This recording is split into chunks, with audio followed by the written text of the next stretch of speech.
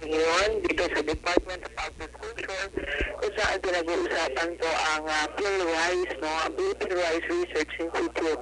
Sila po ay government corporate entities under ng Department of Agriculture. Nakreate po sila under the Executive Order 1061 on November 5, 1985 as amended po para makatulong sa pagpapataas ng kalidad ng ating environment at syempre ang environment-friendly technologies pa ng mga farmers na makapag-produce ng tamang dami ng bigas, no, sa bansa para sa mga Pilipino. Ngayon po ay lahat po tayo ngayon dito at nag-uusapan na po sa Department of Agriculture Bureau of Soils kung saan ay narito po tayo para alamin po ang mga tulong na pwede natin bahagi sa mga farmers, no, sa kanilang holistic development na mai-support ng mga goals nila sa 2010 hanggang 2020 para ma-attain at ma-sustain po ang rice self-sufficiency, reducing poverty and malnutrition. At of course, nakakatuwa po dahil naibitan po tayo ng Philippine Science Technology na kung saan sila po nagbibigay sa atin ng pagkakataon na maibahagi po natin ito sa sambayaran. Okay.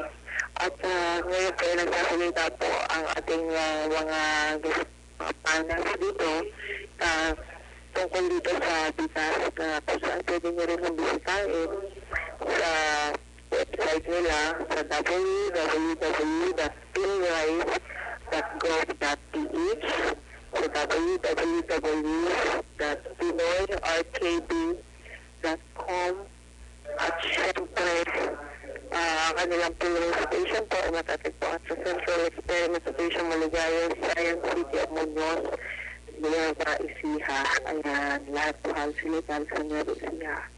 Ito po si Judy de Guzman, syempre po kasama po natin grupo niya Miss Percy Lazaro na siya po nagbibigay. Okay po.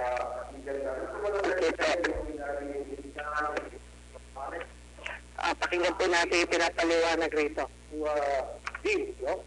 The roadmap. No? Para halimbawa, baka mayroong roadmap itong gobyerno, tapos iba rin yung roadmap ng private sector at iba yung mga kumpanya.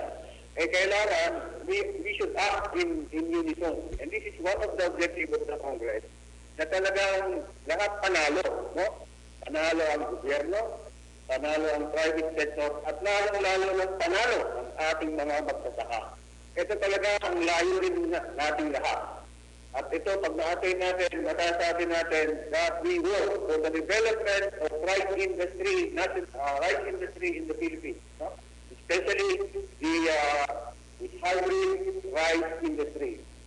Ngayon kasi, masasabi ko, ngayong introduction natin ng hybrid rice sa Pilipinas, ay parang tayong gumising sa maling pwesto. Kasi unang-una, nagkaroon ng subsidy mo sa gobyerno.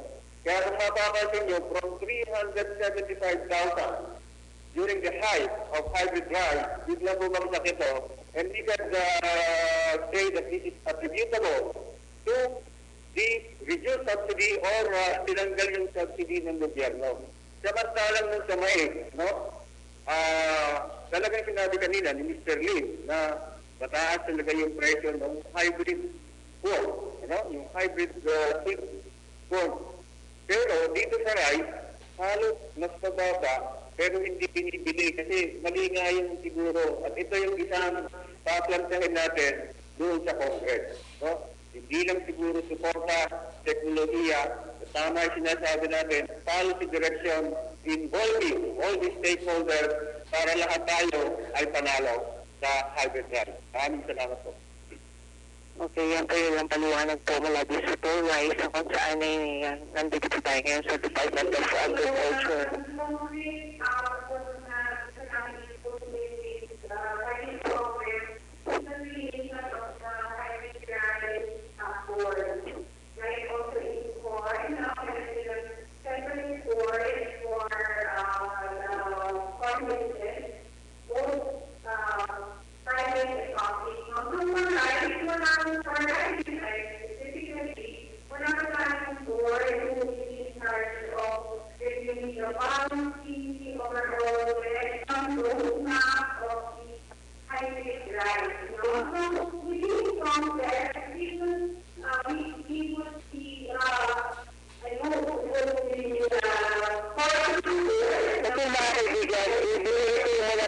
Supervisor para sa ating program at that's the on the air. Let's do our RMPR.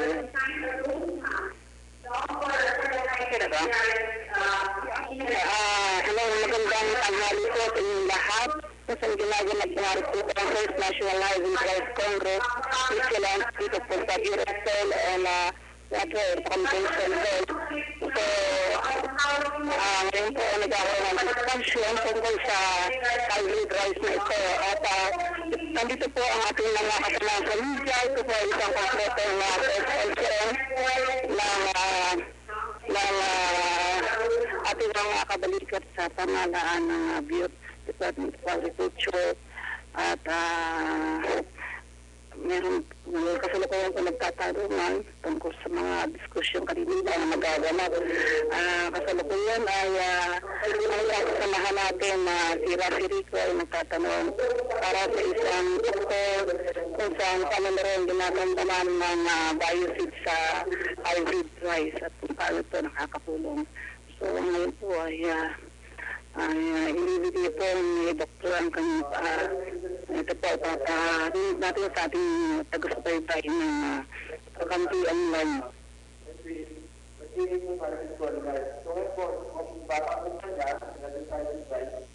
So, pinipilit ang tanong po namin ang pagtulong sa ating kahan ng Pilipinas upang kaya magkaroon po ng pag-ibig na rayon. So, we are working on the high quality harvesting for the Philippines. Yan po, napakagandang paliwanag na isang dalubhasa sa pagsasaka, isang doktor, kung saan nga po ay kanilang dinatalakay ang kahalaga ng hybrid rice na upang tayo ay magkaroon ng sufficient na pagkain para sa ating pagkainan, kung saan yun po ang aim ng ating Pangulong Aquino at ang ganun din ang Secretary ng Department of Agriculture na Secretary Alcala na magkaroon ng sapat na pagkain para sa bawat pagkainan ng bawat Pilipino.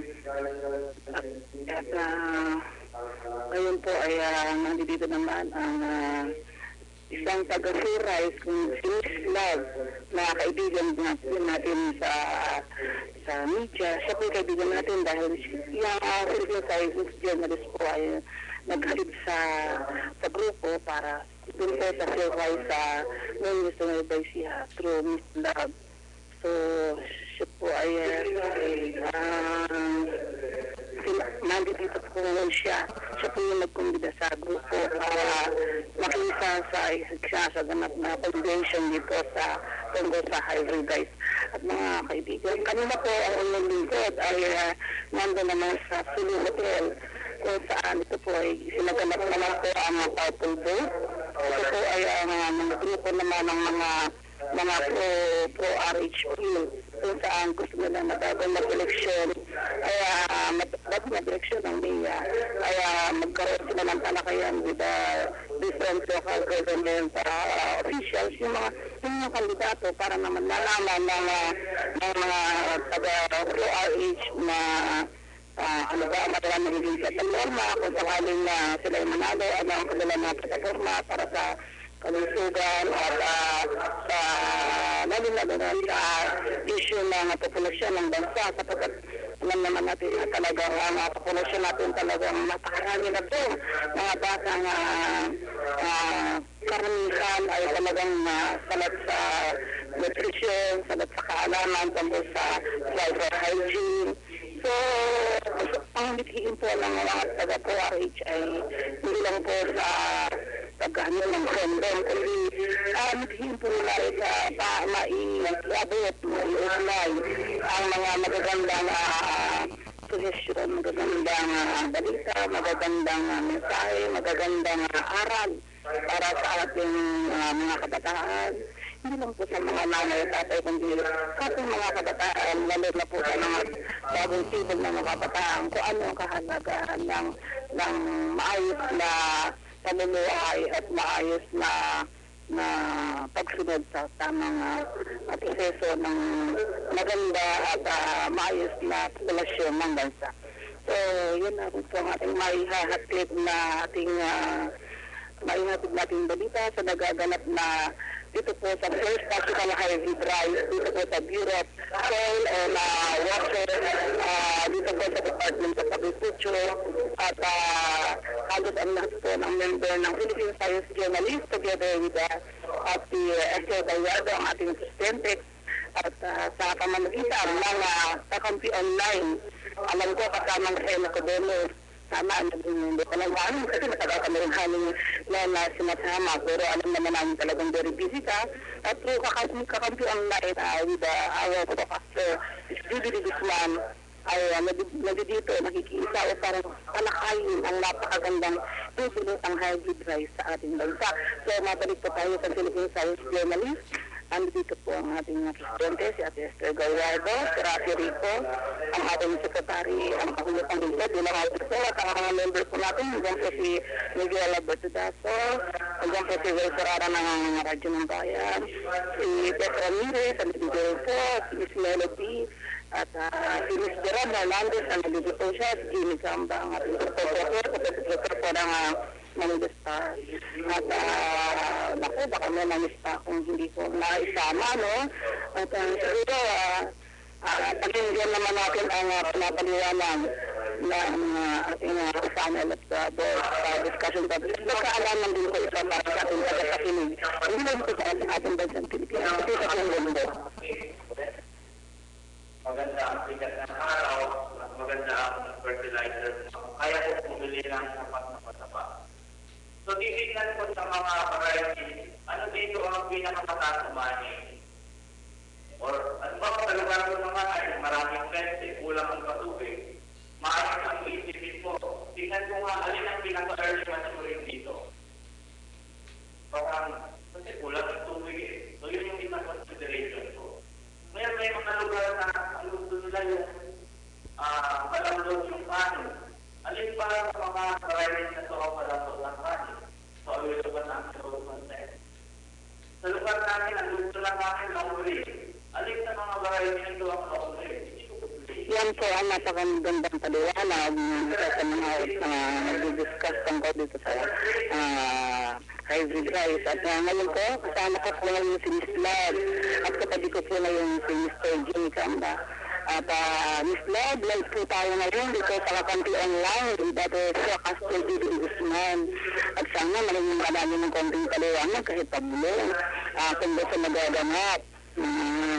Magaganap ba kayo?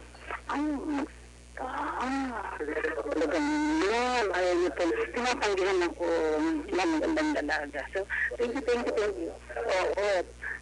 We're live now sa Kakampi Online. At maya siguro may lalabas na natin sa isang katarang natin broadcast online. Miss Love. So, yun naman po. At bibigyan na po natin ang ating tinuin. Tinuin po ba tayo po? Yung ating broadcaster. Ang hindi rin po para si Mr. sa Malaya po, ang ating kasama, si Mr. Paul Ikamina. At so, ito po siya. So, bibigyan na po natin ngayon kay sa Judy Guzman ang ating tinuin ng broadcast. Back to you, Ms. Judy. Thank you. Okay, salamat po, Mr. Lazaro. Yan po yung aming kagabang mula sa Philippine Science Journalist. And ngayon po, namit po natin si Mr. Hasta Abedra na kung saan under po siya na, ano company niya siya? Ulit? Syngenta. Ano po meron na Syngenta? Ano meron na Syngenta? Ito tayo sa company. Ang Syngenta ay isang international company involved in agribusiness, no? Ang business yan ay seeds at saka crop protection products. So we have hybrid rice and of course hybrid corn at saka mga fungicides, insecticides, herbicides and plant regulators we also have. So ang Syngenta ang #1 agribusiness company globally. Ayan, since the #1 mo yan, sir, kailangan pagbigyan niyo ako, maimbitahan ko kayo sa studio namin para maipakita natin yung mga iba't ibang klase ng po pwede natin, kahit sa mga flyer lang na pwede natin i-introduce, no? Alam mo, marami kasi sa mga seafarers na galing ng probinsya at ang kanilang negosyo ay magsasaka, di ba?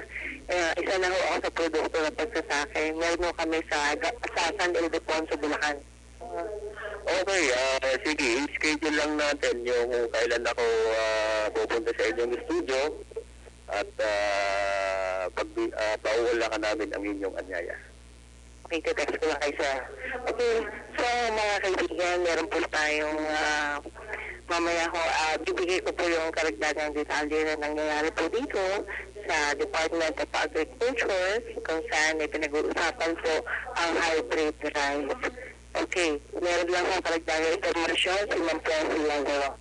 Okay, maraming salamat kasamang Judy at ang kamukha po kanina sa napag-usapan kanina sa RH Bill ay alam ko na matutuwa ang ating kasamang si Nicodemus tungkol sa ating ikinobay kanina sa Sulu Hotel kung saan nga po ginanap ang advocate statement of the Petro Vote ngayon nga pong March 2013 kung saan po ay dinasal ni Dr. Esperanza Cabral ang lead convener tungkol na po dito sa statement na tungkol na dito. Basahin dito sa inyo mga kaibigan, mga taga-regular natin taga-pakinig, taga-subaybay ng GBT Guzman presents Let's Talk on the Over Kakampi Online ng napakagandang phrases na sa kanya mga statement kanina na nakalagay po rito na we are organizations and individuals representing various sectors who advocate for the passage of the RH Bill, believing the beauty and merits of the issue. After 10 years and years of debate in Congress, our efforts finally paid off and the bill was approved and signed into law in December 2012. The implementing rules and regulation of RA 10354, the RH law, was signed last Friday, March 15. The RH law protects the health and lets the mothers and their children to access to service and information on reproductive health, ensures couples with the right to decide the number, the spacing and planning of their children, empowering women and couples on materials relating to their reproductive health, and educate young people on sexuality and reproductive health is our right, the RH law protection to it.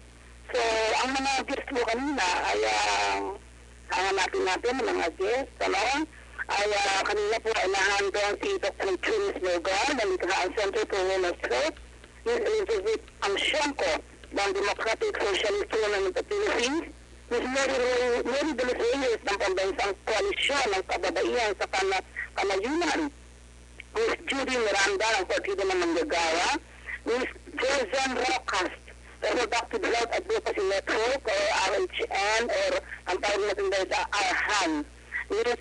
Bichua ng Catholic for RH, Dr. Silvia Estrada Claudio ng UC Center for Women's Studies, Mr. Jules Guiang, the University Student Council of the Youth of Diliman, at ganoon nga po ang presensya ni Dr.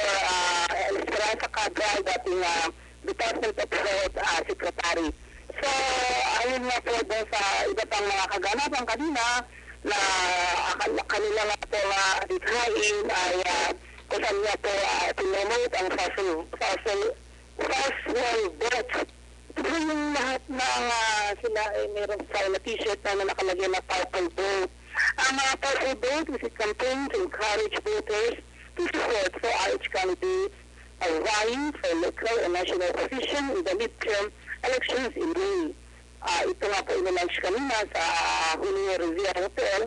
At ang purple vote campaigners are composed of individuals and organizations who will furnish for enactment of the landmark health care measures and will continue to advocate for the full implementation of the law, especially now that is being challenged in the Supreme Court. So, yan po ang ating maibabahagi sa napakagandang press con kanina at bago tayo pumunta dito sa Bureau of Soil ay napakaganda ng mga ngiti ng ating mga kababayan tungkol po sa ating mga sa eleksyon, yung tamang pagboto, yung tamang iboboto, ayun nga po sa taga-CLCPD, ay yung grupo po na susuporta dito sa partial vote. Kailangan sila ay pumunta o personal tumunghay po o makilala at makausap ang mga local government officials kung ano ang kanilang mga plataforma kung sa kanila sila ay mananalo sa May election, anong mga plataforma nila tungkol dito sa ating napakagandang RH law at yun din po sa pagtutok sa ating populasyon at sa siyempre ang environment, di ba? Kung kaya nga kakibat ng araw ito ang tungkol sa hybrid rice na talagang kailangan talagang tayong lahat ay magkaisa sa bawat adhikain para sa ikagaganda ng ating sambayang Pilipino at ito yung lad at ikalamakas at ito sustansya ng bawat isang bata, ng bawat isang matanda, ng bawat isang Pilipino para sa isang matapag at maayos at maunlad na bansa. Yan naman po ang ating ibibigay na effort para sa kakampiyan line. Ito po si Basic Lazaro. Rock Julie. Maraming salamat po. Ayan, okay. At siyempre, salamat sa information na ibinigay ni Ma'am Presi Lazaro. At dito po, ang press statement po ng media launch ng First National Hybrid Rice Congress po sa pagtuturuan po ng kagalaran ng pagsasakat ng mga pribadong kumpanya. Magaganap po ang kauna-unahang National Hybrid Rice Congress sa April 3 to 5 sa Philippine Rice Research Institute sa City of Muñoz, Nueva Ecija. Ang aktibidad po na may temang bigas na sa binhing hybrid ang kabalikat ay pagpapakita po ng suporta ng hybrid rice industry sa Food Staples Sufficiency Program o FSSP ng ating gobyerno. Ang FSSP ay isa sa mga mahalagang programa ng ating gobyerno na nagtataguyod po ng mga proyektong magpapataas ng insentibo sa pagsasakat ani. Tinataguyod din ng programa ito ang tamang pagkain ng kanin at ibang pinagpulsuran ng carbohydrates gaya ng saba, kamote at mais. Sa ilalim ng FSSP, pinapalawak ko ang paggamit ng hybrid rice para mapataas ang ani ng mga magsasaka. Base sa mga pag-aaral ng paggamit ng hybrid rice seeds ay pwedeng pagpataas ng ani ng 21% of course kaysa sa certified seeds. Mas mataas din ng 42% ang pwedeng anihin mula sa hybrid rice seeds kaysa sa home seed o ordinary seeds. No? Ito po mas mataas din na 11% o higit pa ang anin sa hybrid rice at siyempre 30 minutes kung magandang panahon at maalaga ang magsasaka. Pwedeng umanihon ng 12. Sige po. At ibibigay ko sa iyo ang ilang mga sabi nga po mas mataas pa rin ng 15 to 20,000 ang kita ko na hybrid rice kaysa sa inbred rice. Okay? At siyempre, di ba tayo dyan? Okay. Salamat po. Okay. Narito po ako, nagpapoto pa po ang ating mga panel of guests, no? Kung saan at Presi. Kuno mo naman ako. At siyempre, ma'am, bayan. Okay. Yung ating moderator ay nahihilo na. Okay. Ate, kuno mo naman itong na to. Ito si Dr. Kila, ate. Wait lang. Okay. Ate. So, paano ang picture? Tayo. Bakit ka mami dyan? Hindi nyo kami. Mami po dapat meron kasama Diba? Okay, kami muna. Ate Presi at siyempre mga kaibigan. Okay, sige. Ayan, Mr. Hafsa Bedra. Diba? Ayan, sa ulo ka na. At itong ating friends na narito. Okay, maraming salamat po. Media group naman. Ate, picture tayo kasi magandang ano to eh. Ang sumulat. O, tawagin ko nga. Oo. Ma'am Love. Ang Juby Guzman po. Ano po ma'am, nag po tayo sa Kakampi Online, napapakinggan po tayo international. Bigyan nyo lang ng konting highlight, ano yung ating inatilan dito na napaka-importante para sa kaalaman ng mga Pilipino? Ang nangyari po ngayong First National Hybrid Rice Congress Media Lunch ay para po ipaalam sa ating mga kaibigan sa media at sa publiko na meron po tayong gagawin at the First National Hybrid Rice Congress sa April 3 to 5 sa Maligaya, Science City of Muñoz, Nueva Ecija. Doon po to sa Philippine Rice Research Institute. Okay. Okay. At ito pong mga sa First National Hybrid Rice Congress, inaasahan po natin na maitatag ang Philippine Hybrid Rice Industry Development Board at matukoy ang mga target areas na tatamnan ng hybrid rice. Sa 2016 po kasi ay parang goal ng government ang rice na 2014 goal ng rice sa 2014 goal po ng national government na maging rice self-sufficient ang Pilipinas. At inaasahan po nila na ang hybrid rice ay makakatulong po sa goal na ito, sa adhikaing ito, dahil ang hybrid rice po ay nakakapagpapataas ng ani ng mga 1 ton per hectare.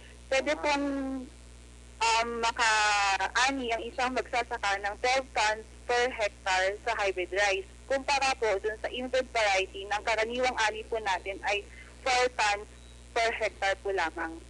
Ako, Love, parang nare-realize ko yung pangako ni Secretary Alcala, no?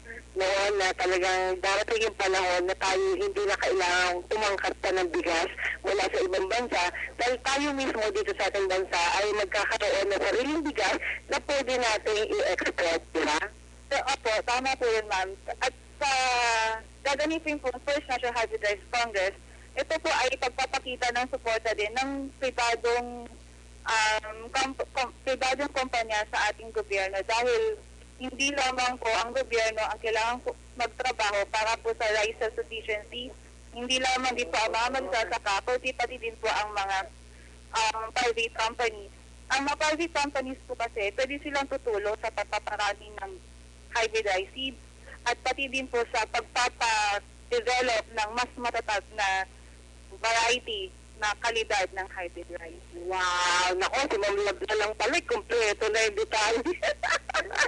Thank you very much, Mama. Okay. At syempre, sa picture naman tayo dun sa mga natin. Okay, mga kaibigan, pansamantala, bibigyan naman tayo ng awitin mula kay Ed Tinosa ng UK London. Babalik pa kami, makalipas lamang yan sa gate. Maraming salamat po.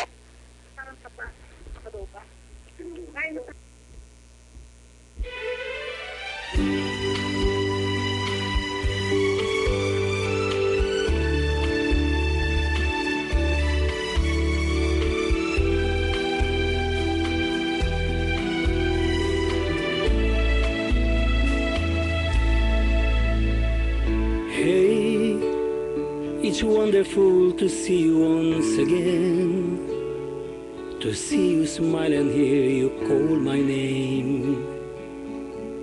There's so much to say. Hey, it isn't accidental that we met. Your love is something that I can't forget. So I wander your way. Hey, if one of us won't try to dry the tears, tomorrow is a world of yesteryears. Let us live for today. Hey, although we play the game of love and loss, I wouldn't change a single dream, because if you lose you must pay. It's true, we had so many other loves to share, but I will close my eyes and you'll be there. No matter where I go, you're everywhere. If you come back to me and see how much I care, I only want to leave if you are there to give your love to me. Hey, don't let me spend another day alone. Remember all the happiness we've known. Let's relive yesterday. Hey, we've known a world of loneliness and pain. We'll never make the same mistakes again. Hey, if only you'd stay. It's true, we had so many other loves to share, but I will close my eyes and you'll be there. No matter where I go, you're everywhere. If you come back to me and see how much I care, I only want to leave if you are there to give your love to me. Hey, don't let me spend another day alone. Remember all the happiness we've known. Let's relive yesterday. Hey, we've known a world of loneliness and pain. We'll never make the same mistakes again. Hey, if only you'd stay. It's true, we had so many other loves to share, but I will close my eyes and you'll be there. No matter where I go, you're everywhere. If you come back to me and see how much I care, I only want to leave if you are there to give your love to me.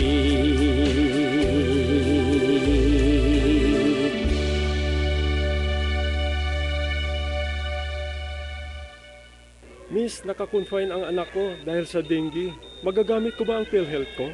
Opo, Manong. Basta active PhilHealth member kayo. At ang magandang balita, may bagong case rates na ang PhilHealth. Fixed na ang benepisyo ng miyembro para sa piling medical at surgical cases. At kasama dito ang dengue, Manong. Talaga? Opo, Manong. Ang bagong case rates ng PhilHealth ay maaaring ma-avail simula September 1 admissions sa lahat ng accredited healthcare providers ng PhilHealth. Nationwide po. Ganun ba? Salamat, Miss, at salamat sa PhilHealth. Alamin ang bagong case rates ng PhilHealth. Tumawag sa 441-7442.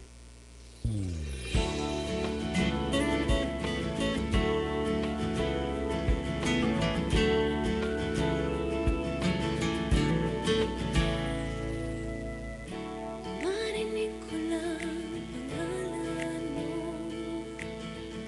nangingitin ako.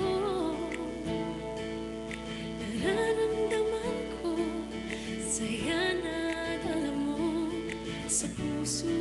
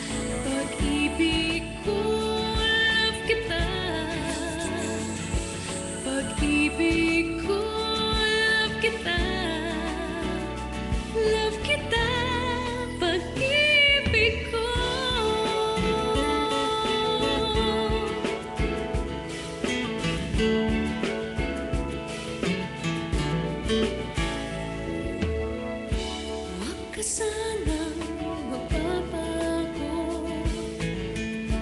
Lagi sanang isipin ako, kasi ang kinabukasan ko nakaasa sa'yo. Love kita, pag-ibig ko. Love kita, pag-ibig ko. Love kita, pag-ibig ko. Love kita, love kita, love kita, pag-ibig ko. Love kita, pag-ibig ko. Love kita, pag-ibig ko. Love kita, love kita, pag-ibig ko.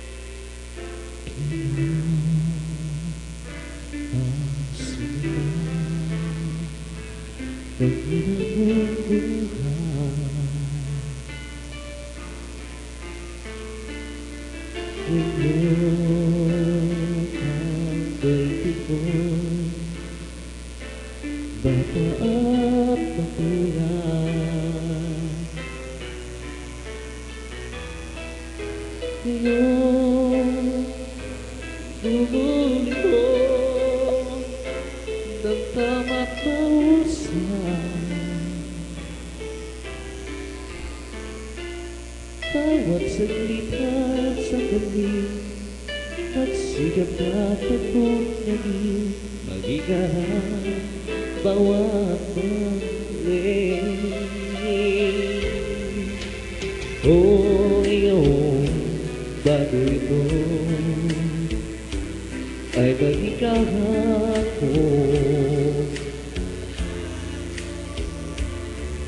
Ang pagkakataon sana'y wag itapon.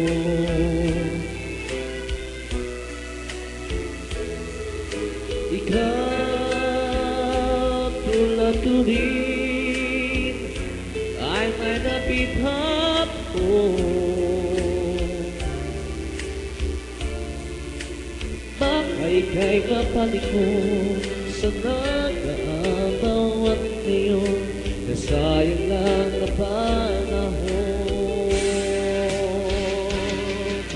Ito'y mong kahapoy waring paragin ito lang ang bukas. Bakit tayo nang ganda sa isipan? Tumawag ngayon mo sa'yo ay ating sulat. Kay ganda ng buhay.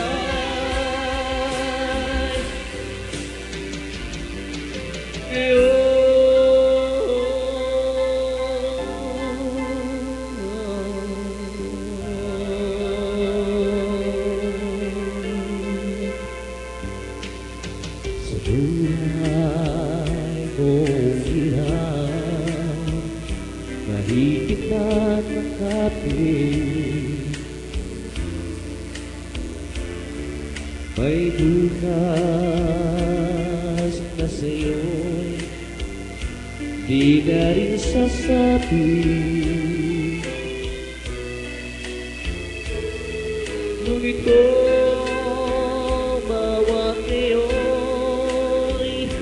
dakila mong nagabi.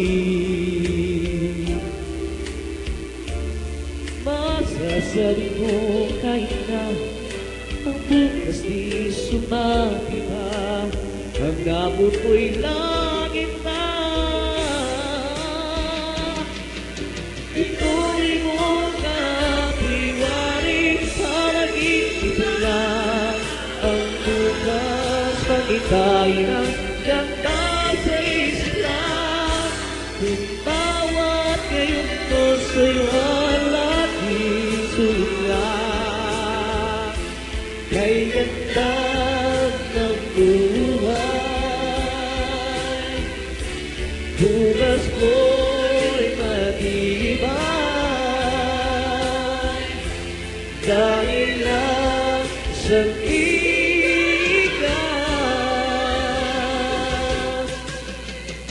Ngayon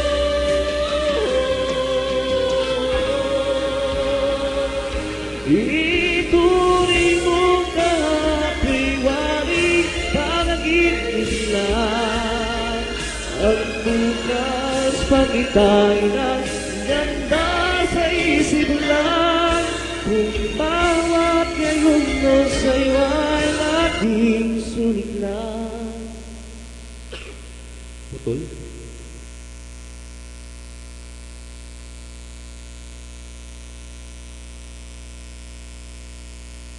Kuya, member ka ba ng PhilHealth? Aba, dapat alam mo to. May bagong case rates ang PhilHealth para sa piling medical and surgical cases. Dengue, pneumonia, asthma, hemodialysis, at marami pang iba. Sa bagong PhilHealth case rates, tiyak ang makukuha ang benepisyo ng member. Wala nang mahabang computation. Empowered pa ang miyembro. Oh, ayos ka ba dyan, kuya? Taga PhilHealth ako, pare. Ako ang nagsabi sa inyo kanina eh. Alamin ang Don't let me down. Don't let me down. Nagbabalik po ako. Ako po si Juby de Guzman. At ngayon po live pa rin po tayo dito sa catering service ng Department of Agriculture. At of course, nagpapasalamat ako kasi katabi ko po yung mga magaganda at gwapong mga crew ng ni Wilson Cheng. Wilson, kamusta ka na? Namimiss na kita. Of course, ang Solar Films, no? At narito din si Kuya Wally, of course, yung kanyang mahal na po, at si Ate Percy Lazaro. Ay, anak pala, sorry po. Correction. Sorry. Oo, daddy pala, sorry. Okay, Ate Percy, additional, at meron na lang tayo 15 minuto. Muli po ay magandang hapon. Alin na po tayo kumain. Dito na loob ng building ng Bureau of Sales at Esther, yan no? At muli, maraming salamat sa inyong patuloy na pakikinig, pagtunghay sa aming programa. At kay Ms. Pena Codemus ng Kakapi Online. Sana, alam ko kasi naandun ka kanina sa event ng RHB Lolo, kaya pero wala ka man doon ay ito naman kami sumusupport sa iyo, ang ating mga pahayagan, ang ating mga online broadcast at ang ating radio broadcast para sa RHB. So muli po, bukas na naman, araw na Webes, di ba, Rabang Judy, ay sama tayo bukas sa aming mga live broadcast at pasensya na, hindi na ako nabubutan ng studio. So, ganun lang at maligayang tanghalian sa ating lahat at sana ay maging maunlad, mas lalo maunlad ang ating bansa. Sa pamamagitan ng pinag-usapan kanina sa forum ng tungkol sa hybrid rice. So, back to you, Judy.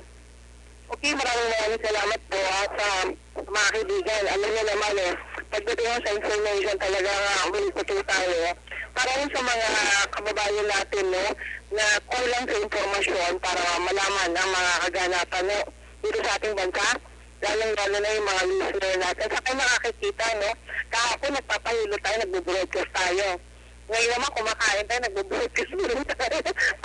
parang nagtrabaho tayo at the same time, At syempre, gusto ko rin po salamatan yung kausap natin kahapon, Mr. Vasquez, na sa ngalan po na Department of Health. Salamat po sa inyo at sana po ay patuloy yung tulungan ang mga therapists na hindi lisensyado na magpalisensya.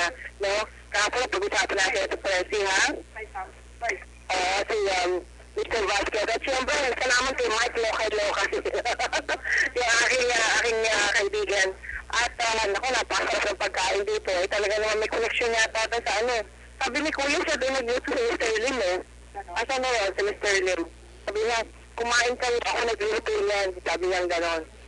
Anyway, mga kaibigan, alam niyo naman ang trabaho namin, nasa kung saan sa ng ating gobyerno. At syempre, salamat po din sa mga tawag, sa mga imbitasyon na ipinadadala po sa atin, lalo na ang grupo ng Philippine Science Journalist, si Tita Star. Ako lang yun Tita Star. Ayan, natalas Tita Star. Ayan, okay. At narito din ang aking kaibigan mula sa Radyo Veritas, si Kuya Joey Collante. Ano? Okay. So, maraming salamat po at meron po akong napagandang balita. Nag-text ang aking publisher na siya nagpapasalamat dahil nakapasa sa board ang aming kamutsa ang Rara Jane Pasco Cardona. So, maraming salamat, Lord. Ang anak ng aking publisher ay isa ng ganap na abogado. Kasama sa GD, isa nga kumuha ng law exam. Ito yung text na nagpapasalamat ang ating publisher. This is for Liz Cardona. With my publisher, Brother Ed Cardona. Maraming salamat at talagang hindi na tayo na abogado sa ating tatlong diaryo. So maraming salamat, Lord. Nakapasa si Sarah. Sarah, congratulations. Congratulations to Cardona family and congratulations to People's Monitor.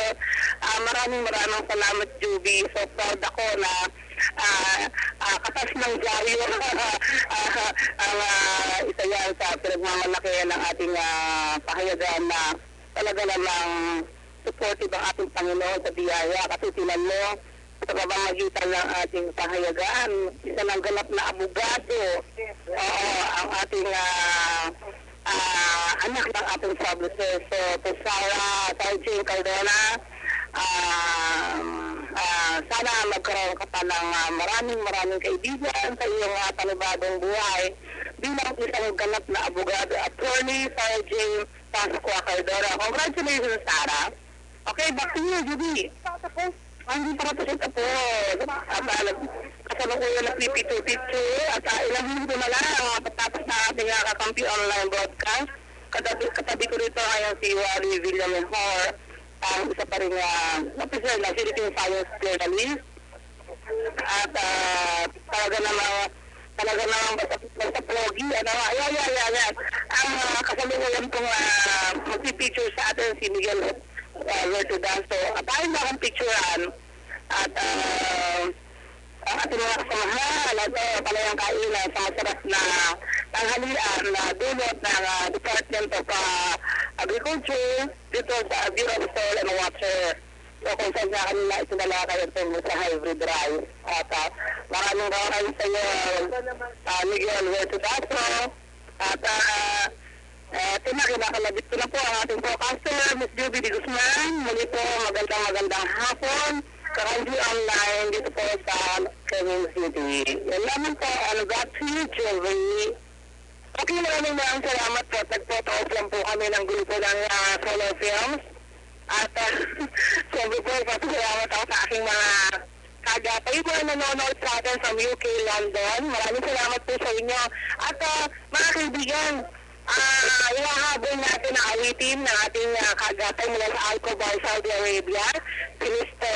Alex Villanueva. At magpapaalam na rin po ako after ng alam mo ate Percy, salamat sa iyo sa pagtulong sa akin Kuya Wally. Bilang mga nandito rin po siya together with his daughter. At of course, alam po ng buong Pangunahan ng Department of Agriculture. Maraming salamat po sa inyo. At ang tabayan niyo po ang awitin ni Aris Villanueva right after this. Okay, I'll see you later. Bukas na lang po pala. Mamaya, panoorin niyo rin ako from 2 to 3 sa ating programa sa Kilatis International TV. At sa inyo po ako mamaya. Maraming salamat po. Bye! Love you all!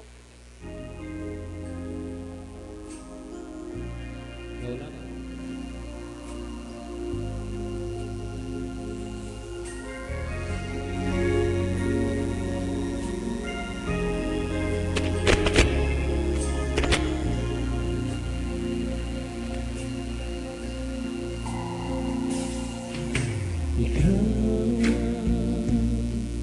ang pangakong naglaan ng isang bituin. Tanging pagkaran sa Diyos ay hindi makapiling sa bawat sandali.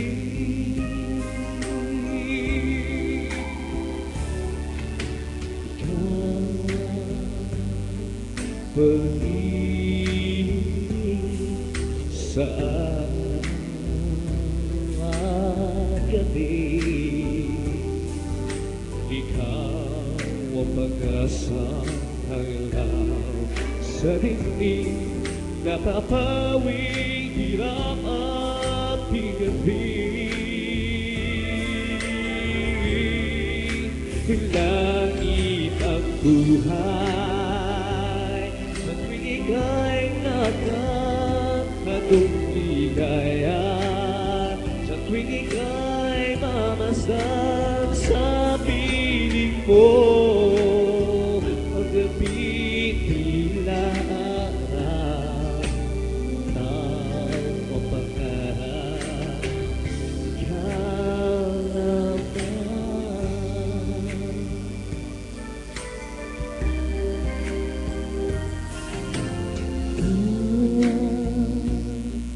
Pag-ibig sa gabi, ikaw ang pag-asa hanggang sa dilim, napapawing hirap at bigatin. Langit ang buhay sa tuwing ika'y agad, anong ligaya sa tuwing ika'y namasdan sa piling mo. Gabi tila araw, ikaw ang pagkarap,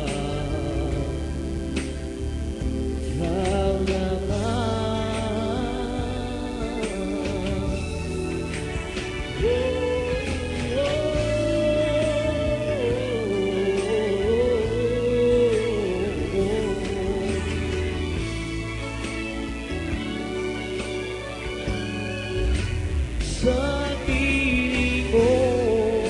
Gabi tila araw, ikaw ang pagkarap.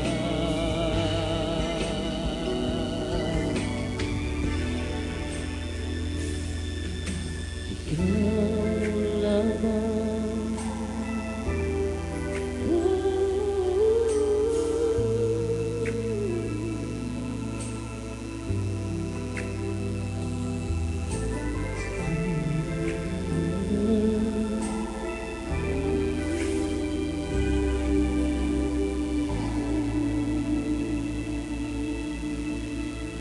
Okay, thank you so much. Jubby De Guzman presents Let's Talk on the Air. Jubby De Guzman.